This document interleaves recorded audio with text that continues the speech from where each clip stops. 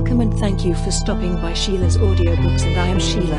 This recording is coming from South Texas. All stories on this recording are in the public domain per United States copyright law. This story is about Tom Wade, delivery boy for Crawford's grocery, was bitterly conscious what the people of Owendale thought of him. They were always throwing it up to him, in countless cruel ways.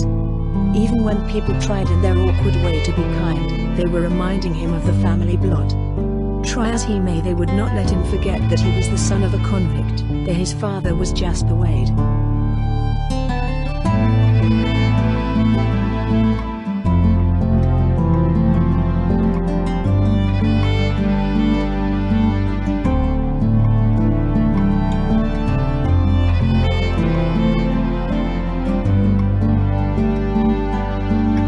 That Wade outfit.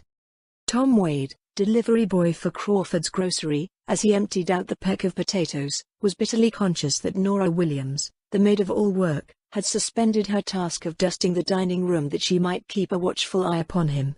He found it like that all over Owendale. His appearance in every kitchen was greeted with a suspicious scrutiny which made his cheeks flame. Mrs. Julia Trauber appeared in the doorway of her spick-and-span kitchen, smoothing on her black silk gloves. "Nora," she said, "I'm going down to the bank to draw out some money, for I've made up my mind that I'm going to the city tomorrow, and the train leaves in the morning before the bank opens. I'm going to buy a sealskin coat. If that stuck-up Mrs. Cruz can afford one, we." Mrs. Trauber paused abruptly as her lips compressed into a thin line which shut off further speech. Her quick-tempered black eyes followed the trail of shoe prints which led from the back porch across the kitchen floor, ending at the patched, broken brogans which encased Tom Wade's feet. From Tom's shoes her indignant gaze traveled up his faded, frayed overalls, his tagged, out-at-the-elbows coat, until it rested upon his flushed face and troubled eyes. "Boy," she said snappily, "haven't you ever learned to wipe your feet before you come tracking into decent people's houses?" I did wipe 'em," stammered Tom. "It's the floor, Mom, it's fresh mopped, and it ain't dry yet." "Sassing your elders, are you?" exclaimed Mrs. Trauber. "I warn you, Tom Wade, I never seen a boy yet that began by talking back to grown-ups who didn't turn out bad." "Well, I suppose it's only to be expected considering you're bringing up. You watch out or you'll be following right in your father's footsteps." Tom bit his lip to block the retort which trembled on his tongue. He found it very hard to endure these things in silence. The people of Owendale were always throwing it up to him, in countless cruel ways, that he was the son of a convict. It had been worse since a week ago, when his father's return to Owendale from serving 5 years at Jefferson City revivified the old local scandal, and it had always been bad enough. There it was again. Always, even when people tried in their awkward way to be kind, they were reminding him of the family blot. "Yes," said Nora, nodding brightly, "I think your ma's done right well, left to shift for herself with 5 kids and working out most every day like she done when your pa was away. A woman ain't got much time and patience left to teach her youngins manners, situated like your ma was." "Yes'm," muttered Tom huskily, as he picked up his basket. "I think ma was real brave. I think she did mighty fine, keeping a stiff upper lip like she done, with folks sneering at us and acting like their things weren't safe when any of the Wades was around. It ain't right, it ain't fair." He slumped out across the porch, suddenly wishing that it was he instead of Mrs. Trauber who was taking the early morning train for the city. There, he knew, people were too busy minding their own affairs to concern themselves so much with those of other people. Every man, woman, and child he passed would not turn to stare and whisper behind him.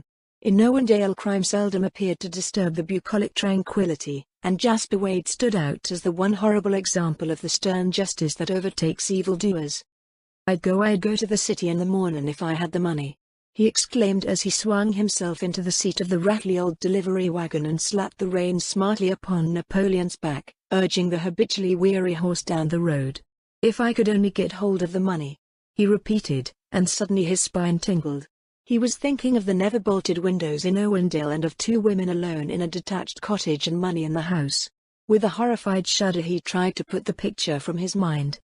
Tom's day of work was ended, and he drove the delivery wagon to the tumble-down shed which grocer Crawford maintained as a stable, unhitched, fed Napoleon, and then plodded across lots and past Spire's poultry house, to the forlorn shack which was the home of the Wade family. The Wade outfit, Owendale was in the habit of saying.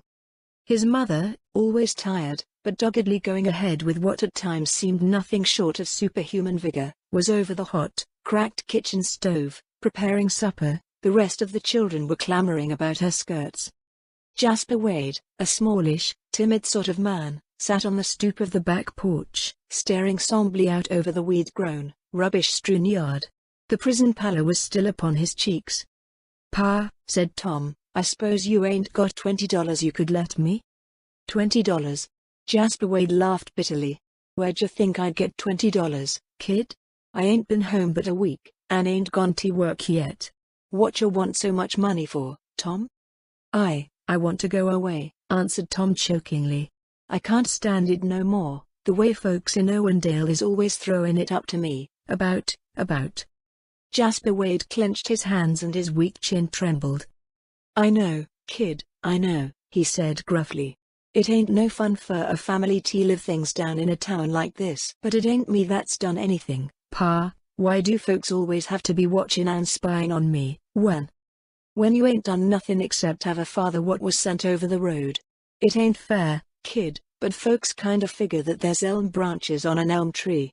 I ain't blaming you, kid, for wanting to get away, and I'm sorry I ain't got the money. I'll declare to goodness I don't see why George Crawford can't be more particular in picking his help," complained Mrs. Strawberry as she snapped the glove fasteners across her wrists and flounced toward the front of her cottage. "Don't you mind about the floor," said Nora Williams consolingly, "a couple of swipes with the mop and it'll be all right. Don't you mind about Mrs. Strawberry, either, her bark is worse'n her bite. She's always fussy. As for me, I think you've been brought up pretty well, that is, of course, considerin'. A fellow might as well steal when he gets the credit for it anyways," exclaimed Tom fiercely. It pretty near drives a fellow to stealin'." Jasper Wade leapt to his feet, and his fingers bit deep into his son's shoulders. "Kid," he whispered hoarsely. "What do you mean?" "Nothin', Pa," stammered the boy. "Yes, you was, kid, tell the truth." "I didn't really mean nothin', Pa, honest I didn't. I just got to thinkin' of Mrs. Strawberry's going to the bank to get a lot of money, and everybody thinkin' I was a thief anyhows, but I wasn't really going to do it, Pa, although I did want some money mighty bad." Jasper Wade pulled Tom to the steps beside him, and the little man's faded blue eyes suddenly glowed and glinted. "Kid," he said slowly, "I reckon I can't make you see in your mind what I seen with my eyes in the last 5 years. Folks say I've been to the pen, I've been to purgatory, kid. That's where your daddy's been just because he guzzled some whiskey and swiped an express package off of the Wabash platform when he didn't scarce know what he was doing. Didn't even know what was in it. A fella does a lot of thinkin', kid, when he's locked in behind them big stone walls and can't talk to nobody or do nothing but think and think. There was some smart fellas in there with me, fellas what had been to college and nary a man jack of 'em smart enough to keep out of stir when they went crooked. They say, kid, that some of them fellas spends years figuring out how to pull off some more crooked work and getting by with it. And I spent my time there figuring out that it couldn't be done. I tell ya, kid, there ain't nothing in it. I'd rather be took out and hung right this minute to the highest telephone pole in Owendale than to go back to Jeff City. I ain't never going back, Tom, and I don't want nobody else to go, leastwise not you, kid. Promise me you'll keep straight, kid, promise." Slowly Tom raised his eyes until they looked full into his father's strained, eager face. "All right, Pa," he said, "I promise." Opening the drawer of her bureau, Mrs. Julia Strawberry placed her purse beneath a neatly folded pair of silk stockings. In the purse was $400 which she had just drawn from the Owendale State Bank for her shopping trip to the city. "I'll declare, Nora, I don't know what's comin' over me," she complained as she sank wearily into a rocker by the window and removed her hat. "I'm plumb tuckered out by that little walk. You'll agree, Nora, that ain't natural. I feel sort of headachy and dizzy, too, off and on. And thoughtfully completing her diagnosis, it sort of hurts my throat to swallow. Land, that's just the way I began the time I was took down with the diphthery," declared Nora. Mrs. Trauber's mouth twitched open and her eyes dilated with horror as her hands dropped limply to her sides, permitting her hat to slide to the floor. "Diphtheria," she cried. "I might have known that's what it is. I've got the diphtheria." "But I don't suppose it really could be diphthery, Mrs. Trauber," said Nora consolingly. "We ain't had no diphthery in Owendale since the Skaggs twins and Mrs. Truett and Bob Poole and old Lady Hackett was all took off the same week. That's 5 years ago." "I caught it at Moberly," wailed Widow Trauber. "There's more than 40 cases in Moberly." "And you visiting your sister at Moberly just 10 days ago?" exclaimed Nora. "It always breaks out in 10 days, Mrs. Trauber." The widow began tearing frantically at the hooks on her dress.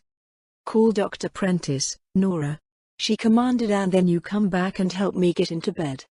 Ain't it lucky, Mrs. Trauber, that I've had it? And I've had some experience in nursing diphthery cases, too. I helped nurse old Lady Hackett, just before she died." In 20 minutes Dr. Prentice Flivver coasted to a rattly stop in front of the Trauber cottage, and the grey-haired, kindly-eyed practitioner hurried up the pansy-bordered walk. Like his car, the doctor was somewhat ancient, rather shabby in appearance, but, like his car, too, he was always on the go. He had been treating fevers and fancies, curing stomachaches, and patching up broken bones in Owendale for 20 years, and he knew his townsfolk as only a country doctor can. He knew, for example, that Mrs. Julia Trauber would never waste a $2 doctor's fee on some trifling indisposition, and he had answered the call with great promptness. Seated beside Widow Trauber's bed, with wide-eyed Nora Williams standing in the doorway, the doctor's palm touched his patient's hot cheek. The fire of fever was now burning hot in her blood, leaving her languid and almost stupid. I'm afraid I've got the diphtheria, Dr. Prentice," she murmured drowsily. "I was visiting my sister, Ella, in Moberly." "Let me see that throat," commanded the physician. As he saw the inflamed membranes his face became grave. "You have that," he agreed, toying thoughtfully with the chain of his old-fashioned silver watch. "We'll have to get a nurse for you." "I've had the diphthery, doctor," volunteered Nora. "And I helped nurse Mrs. Hackett just before she died." "Well, that wasn't your fault, Nora," returned Dr. Prentice smilingly. "I remember now. Yes, you made a rather good nurse. You've gumption enough to follow the doctor's instructions without trying methods of your own. Of course, the first thing is to quarantine the house. The last time we had diphtheria in Owendale, 5 years ago, it was a serious business, and we're not going to let it get loose on us again. Now, Nora, if you'll get me a glass of water, like a good girl." The clock on the village hall, 8 blocks away, had just struck 2 o'clock, and Nora Williams tiptoed over to the bed to see that Mrs. Trauber was resting easily. Then she turned off the electric light, around which had been tied a newspaper to dim the incandescent glare, and slipped out to the kitchen to prepare herself a bowl of milk and crackers. Mrs. Trauber's bedroom window was opened wide, and through the raised shade occasional patches of moonlight crept through the scurrying banks of clouds and intermittently lighted the interior. A shadowy figure slipped across the shaded lawn and paused for a moment behind the lilac bushes near the bedroom window. The kitchen, wherein Nora was warming milk, was on the other side of the house, and the blinds were lowered, permitting no ray of light to creep out. From where the crouching figure stood the house seemed dark and asleep, as all houses in Owendale were at this hour. And, moving near the window, the blurred outline of a slim form raised itself upright and listened. From within there came only the sound of heavy breathing. Cautiously, and with scarcely a sound, a hand grasped the sill. A figure, in a dark suit of clothes, drew himself up until a leg slipped over the sill. A rift in the clouds let through a faint flash of moonlight, showing an improvised mask across the fellow's face, 2 jagged holes punched through a large red handkerchief. He wore a cap drawn low over his forehead. He edged forward until he was within the room, peering intensely forward into the shadows in a search to locate articles of furniture that might be in his path. Mrs. Trauber moved restlessly. "Nora, I want a drink," she called faintly. Almost in a bound the man was beside the bed. "Shh," he warned in a hoarse whisper. "I want that money you drawed out of the bank. Where is it? Quick, 'fore I cave your head in." Widow Trauber lay still for a moment, blinking up through the blackness, not quite sure if it was the fever's nightmare or actuality. A cruel pressure on her shoulder decided her that it was not a dream. I haven't any money," she whimpered, and as the fingers pressed deeper into her flesh she choked back a sob. It's in my purse in the dresser drawer, the top drawer," she said. The masked figure sprang across to the dresser and pawed through the top drawer. He drew in his breath with a gasp of satisfaction as his fingers touched the leather purse. He was trembling, even his knees were shaking beneath him. "If you scream I'll brain you," he whispered over his shoulder at Mrs. Traube, who was at that moment contemplating that very thing. Before his clumsy, nervous fingers could find the purse's catch he heard the rattle of tinware out in the kitchen and the opening of a door on the other side of the hall between. The purse still clutched in his hand, he stood for a moment in petrified fear before he leapt to the window, crashing into a chair and sending it spinning against the wall. Halfway over the sill, the door of the bedroom opened, and Nora Williams, in the shaft of light which came from behind her, caught one fleeting glimpse of the shoulders as they dropped from sight. She heard him plunge against the lilac bushes, and then all was still. He got my purse," sobbed Mrs. Traube. "He's got my $400. Nora tried to scream, but the sound stuck in her throat. Dr. Prentice's instructions had been most implicit that Mrs. Traube should be kept in absolute quiet, and the excitement almost at once began to raise her temperature to a point where she babbled almost incoherently. Nora, badly frightened, rushed to the telephone and called the physician. The doctor arrived within half an hour and at once administered a sedative. "It's that Wade boy who took it," Mrs. Traube kept repeating. "I know it was him." Nora nodded her head emphatically. "Yes, doctor," she agreed, "it was that Wade boy." "Oh, you saw him then?" questioned the doctor, with a frown. "Yes, I saw him just as he was jumping out the window. He had a mask on his face, but I know it was him all right." "Do you just imagine it was Tom Wade, Nora, or do you know?" demanded the doctor. "There are people in this town who would accuse the Wades of almost anything that happened.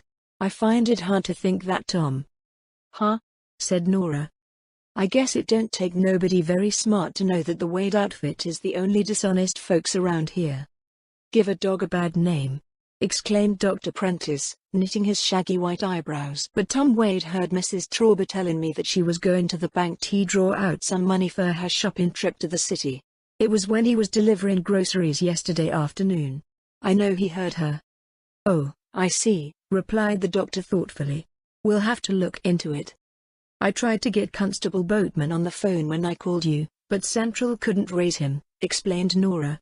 "I reckon he's that deaf he couldn't hear a shotgun fired off right behind him." "Perhaps it's just as well," said Dr. Prentice. "I'll go past and see Boatman as soon as I get Mrs. Traube quieted." It was 4:30 when the physician, having gotten Mrs. Traube's nerves soothed into sleep, climbed into his flivver and drove over to Constable Boatman's house. The latter, aroused only after a siege of rapping and hellos, listened sleepily to what the doctor told him, nodding sagely. "Been keeping my eye on that boy," he said. "I kinda suspected something like this was going to happen." "That's just it, Boatman," said the doctor snappily. "If Tom has done it, it's because the people of Owendale have made it happen. I suppose it's only natural that anyone would want something else besides the credit of being a natural-born thief.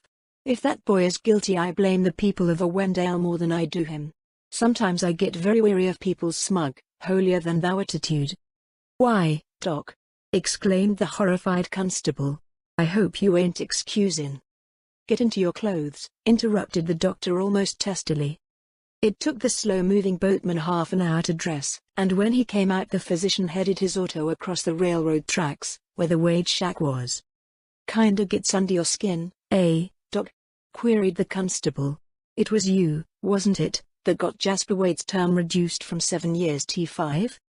"I used my influence, yes. I thought 5 years was more than enough for a man to pay for taking an express package containing half a peck of seed corn that he had no more use for than I have for a hand organ, and when he was so drunk he didn't know what he was doing." "You'd better have let him stay there," retorted Boatman. "I reckon the whole family is. Don't you think it would be a good idea, Boatman, to have a little more evidence?" "Oh, he done it, all right, Doc. Wait. That's just what I propose to do." Smoke was curling from the kitchen chimney of the Wade shack when the two men stopped in the mean street. In answer to the doctor's knock, Mrs. Wade appeared at the door, and her eyes widened apprehensively as she saw that one of the men was the town constable. "Can we come in, Mrs. Wade?" requested the doctor. "We want to ask Tom a few questions."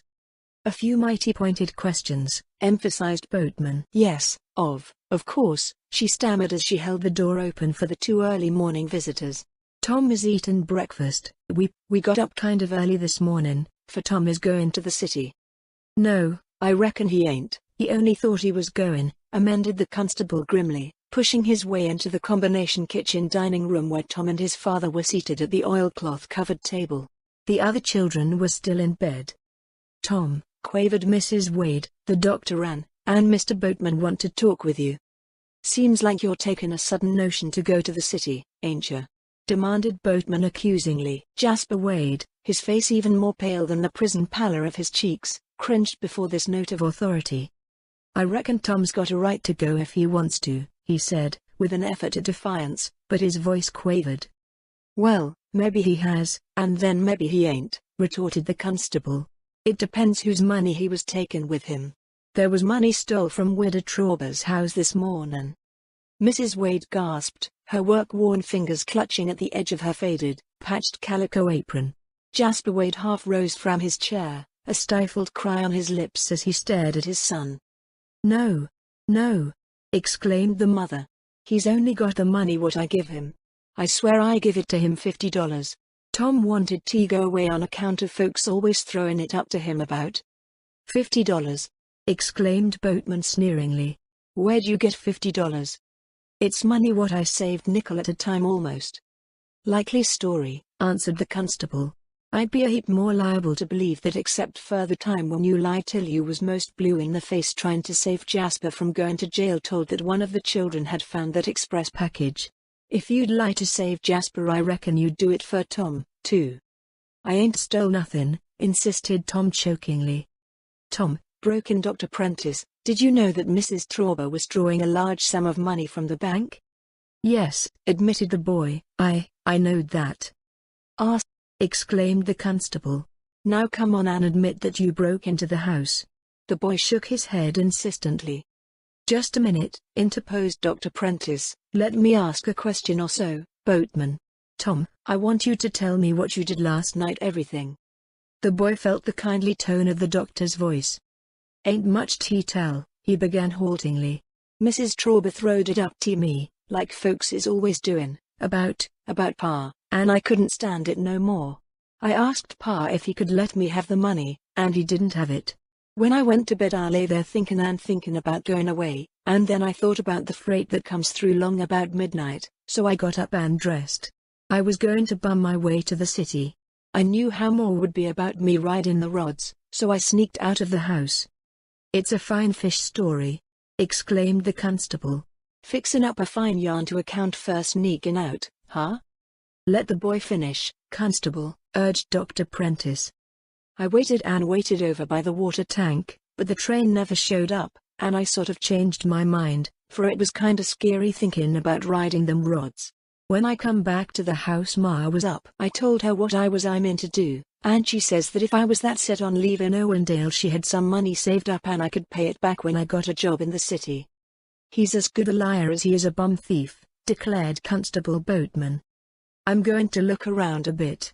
While Dr. Prentice cross-examined Tom further, the officer went into the backyard, prowling about the rubbish piles and looking under the low back porch. Presently he reappeared with a grim but triumphant smile on his face.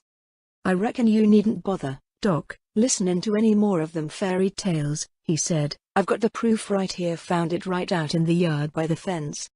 And in his outstretched hand was Mrs. Julia Trauber's purse.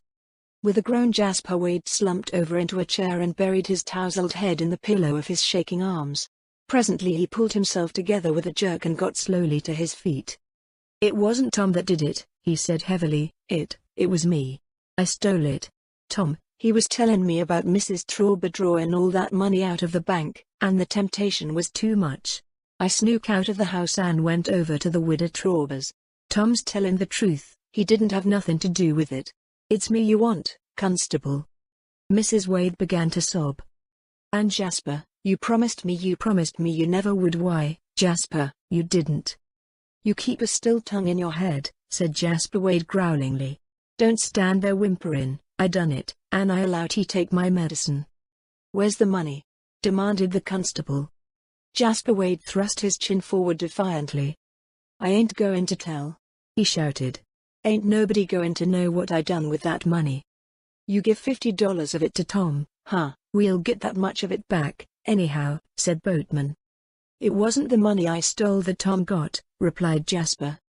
"That was my money that I saved up, just like I said," substantiated the mother. "Gosh, what a pack of liars!" cried Constable Boatman. Dr. Prentice, his white brows knitted into a straight line over his kindly blue eyes, stared from Jasper Wade out of the window. "Jasper," he urged, "if you'll tell what you did with the money it'll go a lot easier with you, a lot easier." "I ain't ever going to tell," Jasper Wade insisted stubbornly.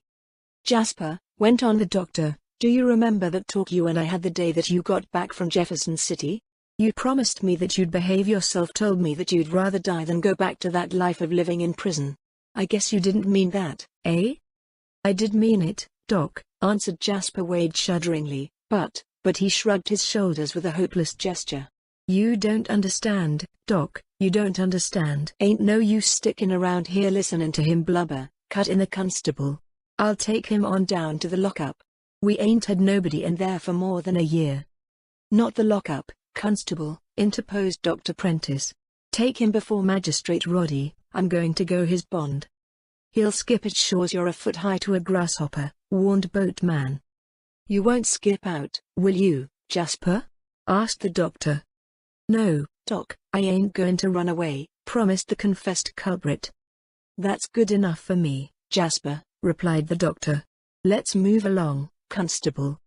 It was some days later when Dr. Prentice stopped his flivver in front of the post office and motioned to Constable Boatman, who was standing on the sidewalk. "Hop in, Constable," said the doctor. "I want you to take a little ride with me." "I see Jasper Wade's left town, Doc," declared Boatman. "Yes," answered the physician, "he's working in the brick plant over at Fallsburg. I got him the job." "And you'd better get off that bond before he skips," advised the constable. "Where you taking me to, anyhow?" "Just for a little ride," replied Dr. Prentice carelessly. "I'm going to call on a patient." He turned off Main Street and for several minutes drove in silence, stopping before the ample house of Herbert Gately, one of Owendale's prosperous citizens. "One of the Gately's sick?" demanded Boatman curiously. "So I understand over the telephone," replied the doctor. "Bish Gately, the son. Probably strained his back lifting a pool cue," volunteered the constable. "I declare, Doc, I don't see why old Herb Gately don't make that boy go to work. He ain't going to amount to a hill of beans." "You wait here, Boatman," instructed the doctor as he climbed out of his car. "I may need you in a few minutes, chances are I'll call you." He hurried up to the porch and jabbed the bell button. The Gately housekeeper opened the door. Gately's wife had been dead some years. "Bishop is mighty sick, doctor," she said. "He woke up with a headache this morning and hasn't been able to hardly get out of bed." "We'll have a look at him," replied the doctor briskly as he followed her upstairs to Bishop Gately's room. The young man tossed restlessly on the bed and glanced up peevishly as Dr. Prentice entered. He was a lad of perhaps 21, with uneasy black eyes, and signs of former dissipation in the days when liquor was not contraband had left its mark upon him. "It sure took you long enough to get here," he complained. "I'm darn sick. Something I ate, I suppose." Dr. Prentice drew his chair up beside the bed to begin his examination. His face became grave, in fact, positively funereal in expression. "Bish," he said slowly, "your father's out of town, isn't he?" "I thought so. I think I'd better send for him." Young Gately's face blanched with terror. "Doc," he whispered tragically. You don't think I'm going to die?" Prentice shrugged his shoulders evasively.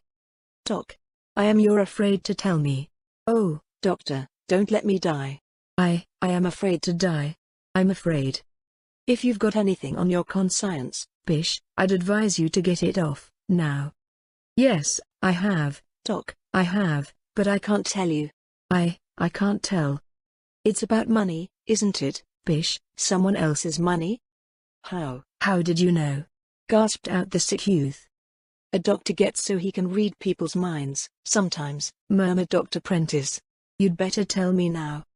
It's about that money that was taken from Widow Traubers, whispered Bishop Gately. I took it that night. It was me who broke into her bedroom, and—" "Just a minute, Bish," interrupted the doctor. "I think we'd better have a witness to your, confession." He stepped into the hall and from the front window called to Constable Boatman to come in. A moment later the local police officer lumbered up the stairs and entered the sick room. "Boatman," announced Dr. Prentice, "Bish, here, is a very sick boy, and he wants to confess that it was he who robbed Mrs. Trauber. Go ahead, Bish, and tell us how you did it." "I was hard up, and Dad shut down on my allowance," blubbered young Gately. "It's all Dad's fault. I wouldn't have done it if Dad had let me have the money. I had to raise some money, I had to, and then I was standing in the bank when Mrs. Trauber drew out that $400. I knew she lived all alone and that Nora Williams, who works for her, generally went home nights. And it looked easy, so that night I slipped out and went over to the Trauber place. She coughed right up and told me where the money was. I did get a bad scare when that girl came in, but I got away all right.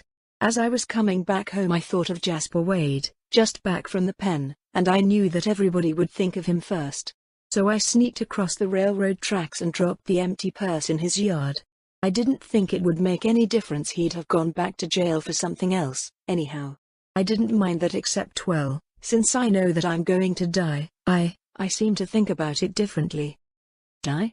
whispered Boatman. Is he going to die?" "Certainly," replied Dr. Prentice, "that is sooner or later. We all have to do that, you know." Bishop Gately saw through the trick and struggled to his elbow, his face livid. You devil!" he shouted. You lied to me." "Well, Bish, I'll admit that I might have, misled you just a little," said Dr. Prentice. "I just had to get that confession out of you, Bish, that seemed the simplest way." "You knew all the time that I took that money?" gasped out Gately. "I was mighty positive of it, son, when your father's housekeeper telephoned to me that you had a high fever and a sore throat. You've a first-class case of diphtheria, although you lack a good deal of being sick enough to die. You caught it just 10 days ago when you robbed Widow Trauber. Diphtheria is highly contagious, and as Mrs. Trauber's was the only case in Owendale, I've been waiting for a second case to develop. You see, Constable, I was very sure all the time that Jasper Wade didn't commit the robbery." But, stammered the bewildered constable, "Jasper Wade confessed, too." "Certainly he did," admitted Dr. Prentice impatiently. "Why, you blockhead, don't you see that he confessed to save his son from what he knew a prison meant? When you found the purse in the yard, Jasper thought that Tom was simply lying and his mother was shielding him. For a man who holds a prison in as much horror as Jasper Wade does, it was a supreme sacrifice. And, Constable, after I give Bish, here, an injection of serum and get you disinfected so that you won't carry out any germs with you, we'll go over and make Tom Wade and his mother very happy. After that we'll go before Magistrate Roddy. I'm in a position now to take your advice and get off of Jasper Wade's bond." "Doc," gasped out Constable Boatman, "you tell Jasper Wade that if he ever wants a recommend for a job just to use my name. A fella that demeans himself like that rat my hide, Doc, he's a real, sure enough man. I reckon that when I get through passing the word around town as to what's happened, there ain't going to be nobody that'll be ashamed to be seen speaking to them Wades."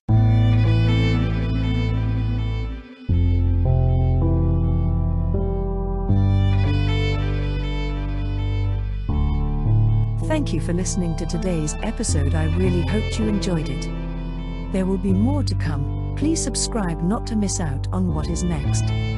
I will be looking forward to your return. The music is by Madfan from Pixabay. To support this and other artists, go to pixabay.com. Sheila.